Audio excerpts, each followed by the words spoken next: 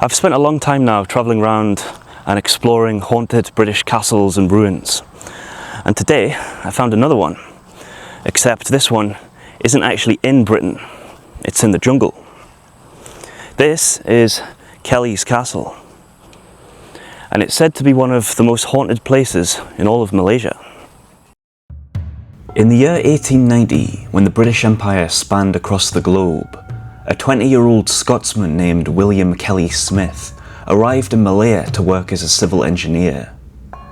He was born the third son of a poor highland farmer, but going east provided even the poorest men with the opportunity to obtain great wealth.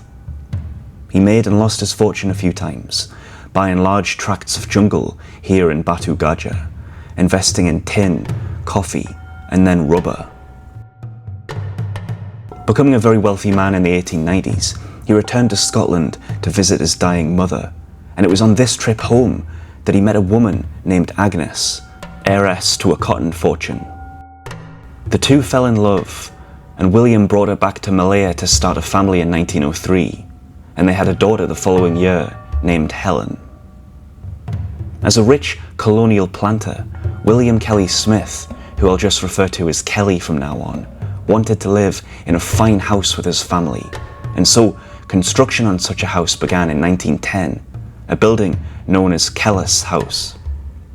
But in 1915, Agnes gave birth to another child, this time a son. Kelly was to have an heir. He was establishing a dynasty, and a big house wasn't sufficient. He dreamed of a castle. Kelly arranged for 70 workers from India to be brought to Malaya to aid with the construction of this castle. There's a huge number of Indians in Malaysia today, and the British colonial legacy is the reason for that.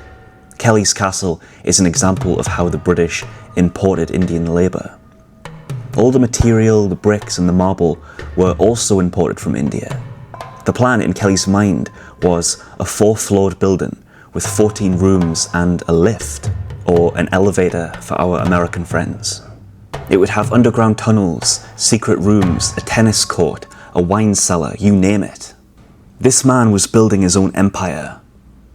But in 1926, when the castle was nearing completion, Kelly took ill while on a trip to Portugal and died of pneumonia in Lisbon at the age of 56. Agnes was, of course, devastated by this news, and naturally and understandably didn't want to stay here, alone in the jungle, haunted by the memory of what could have been. And so she sold the land and moved back to Scotland, and the place was just left to rot. One of the main reasons that ghosts find it difficult to move on and find peace is because they have unfinished business. And that was Kelly's unfinished business. That was his empire, his legacy, and he died before it could be completed. And so perhaps it's understandable that he's unable to leave this place.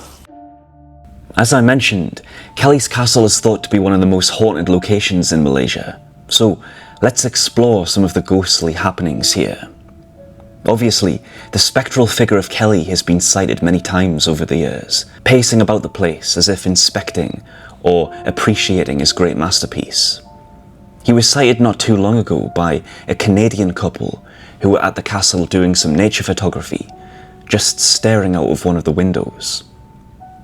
By far the most haunted spot of the castle is the cloister balcony, where Kelly can be seen pacing back and forth, protecting his property.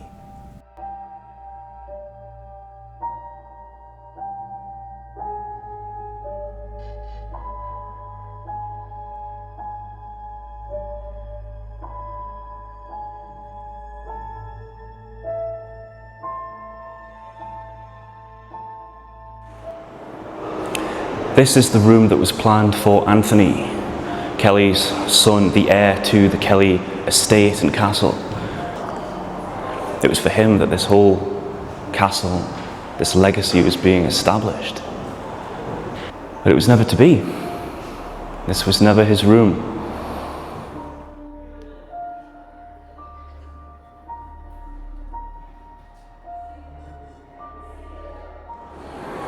This is the daughter's room that was planned for Helen, and allegedly visitors have seen a ghost in this room, appearing and then disappearing.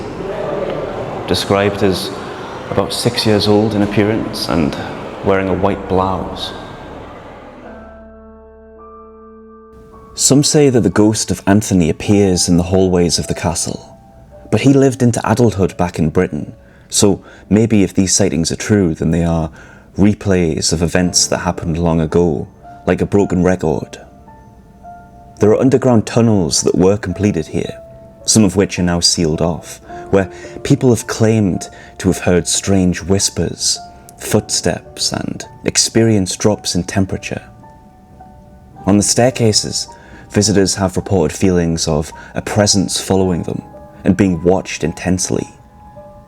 The lift, or elevator shaft, is interesting because this would have been the first working lift in the whole of Malaya, another dream that wasn't realised. It's now become almost like a door to nowhere, and some say that ghostly figures have been seen peering out of it at night. For years though, tourists, security guards and the like have also reported hearing a woman crying softly, as well as feeling a cold hand grab them, usually on the stairs. So this is labelled as a horse stable block. It's very small, there's only room for about 2.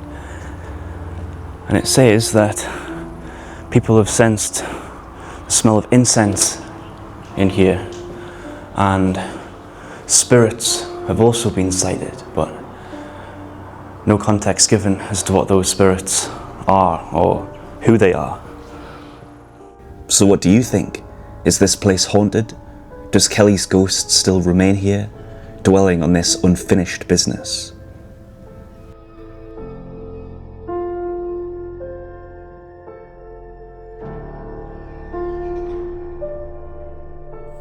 Now, I read that the Indian workers here were very grateful to Kelly for letting them build a temple on his land, and as a sign of that gratitude they put some kind of statue or iconography of Kelly himself placed on the temple somewhere. I'm not sure if it was in the wall or on the roof or something like that. And I was just speaking to an Indian lady back there, and I asked if there was a Hindu temple in this area, and she said yes, it's on this path. So just taking this little trail and see if we can find the statue or icon of Kelly. That jungle trail led up to the main highway, and here we are. I think we found our Hindu temple.